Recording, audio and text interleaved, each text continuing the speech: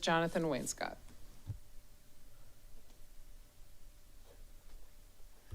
Hey, it's me again, another person who comes here all the time. Jonathan Wainscott, citizen and running for mayor for at least one more week. As the mayor mentioned in a forum the other day, I come to council quite a lot, kind of a regular, and as Miss Mosley has said, I hold your feet to the fire. And yeah, I do that. I've also heard one time from Miss Smith, if I may. She thanked me for coming to council and bringing some moments of levity, which I found to be odd because I usually do spill a lot of tea and, you know, try to disrupt things a little bit. I have 4 things that I can point to that I've actually accomplished by coming to council just as a common citizen. There was the Riverside Drive Wetspot that the city neglected to take care of. It was a creek on city-owned property that froze one day and caused a fatal collision. Hi, my name is Jonathan Wainscott. I live in West Asheville, have for 20 years, right across the river from Mr. Haynes. You can see his house well from my back porch. Last Monday, I was standing on my back porch and I saw plenty of emergency responders descending on a traffic accident that happened on Riverside Drive just north of the train trestle. This has been an area that we've spent tens of millions of dollars on a River Arts District transportation improvement project. For years, there's been a problem with some water that's been draining or coming from someplace near the exit or the entrance ramp to the highway up there. It's flowing right now. I drove through there today, and there's still water flowing on the road. The accident was said to have been caused by perhaps speeding, and there's no speed limit sign posted on the northbound lane in that area. On the other side of the road, it's 25 miles an hour. So anybody traveling northbound wouldn't know that that's a 25 mile an hour zone. There's no speed limit sign there now. There was a traffic fatality last week, Monday.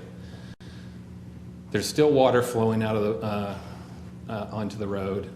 The city has said, I think to the Asheville Citizen-Times yesterday, that this is not a water line break, which it was a few years ago. It was a mysterious mystery private line that was leaking.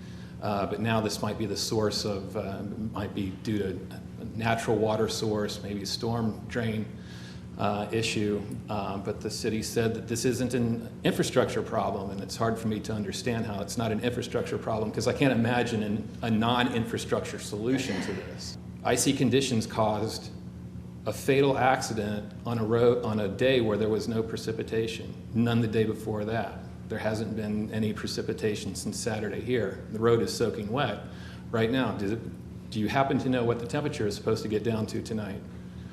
There's no marking for this danger.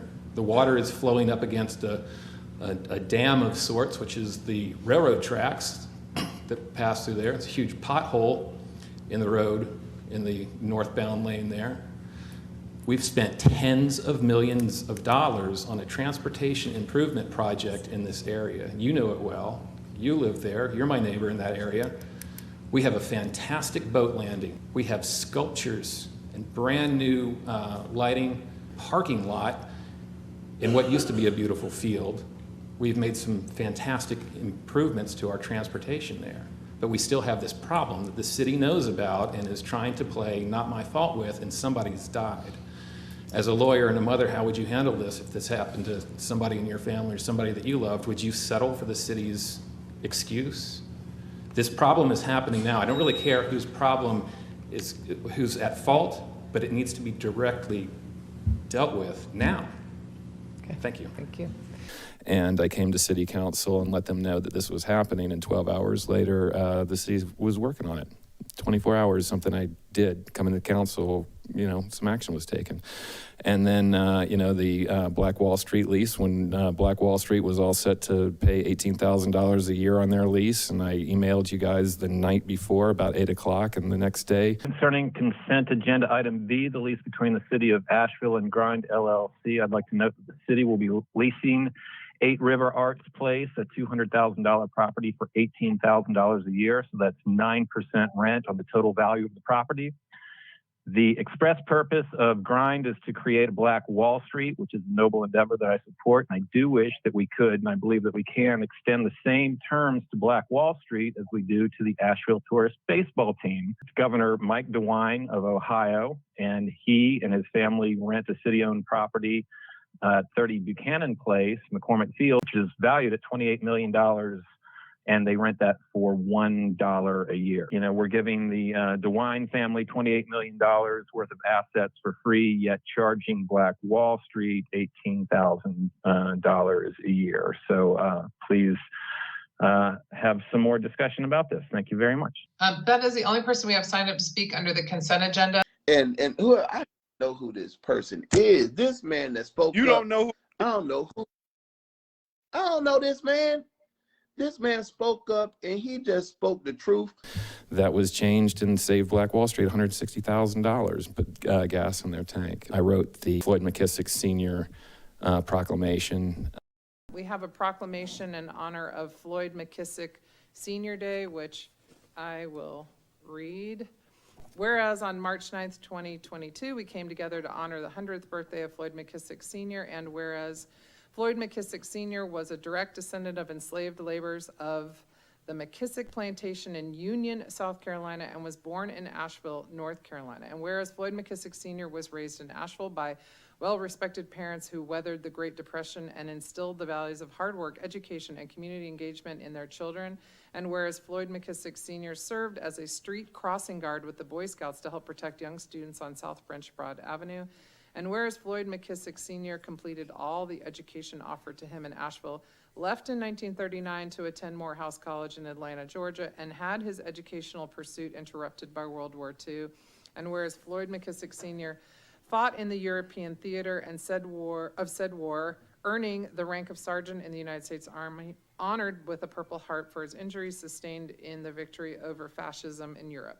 And whereas Floyd McKissick Sr. returned home from the war to complete his bachelor's degree from Morehouse College and his law degree from North Carolina Central Law School, he then became the first Black student to enroll in the University of North Carolina Law School in 1951. Whereas Floyd McKissick Sr. became a national leader in the civil rights movement, becoming the president of the Congress on Racial Equity. And whereas Floyd McKissick was the husband of Evelyn, father of Floyd Jr., Jocelyn, Andre, and Charmaine.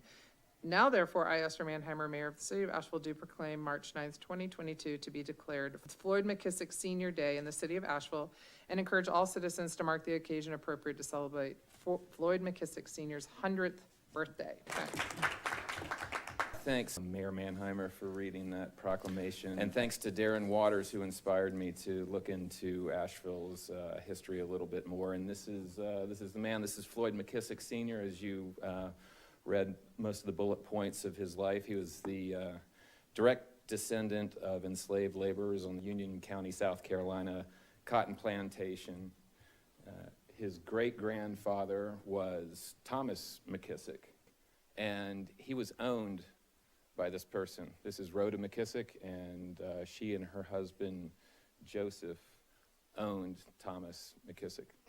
His great-grandson, Floyd McKissick Sr., who, as Mayor mentioned, was the first Black student to enroll in UNC Chapel Hill's law school in 1951. He became quite a leader in the civil rights movement. Whoops, not her. There he is with Martin Luther King, who was leader, obviously, of the NAACP. Stokely Carmichael, to the left, who was the leader of the Student Nonviolent Coordinating Committee.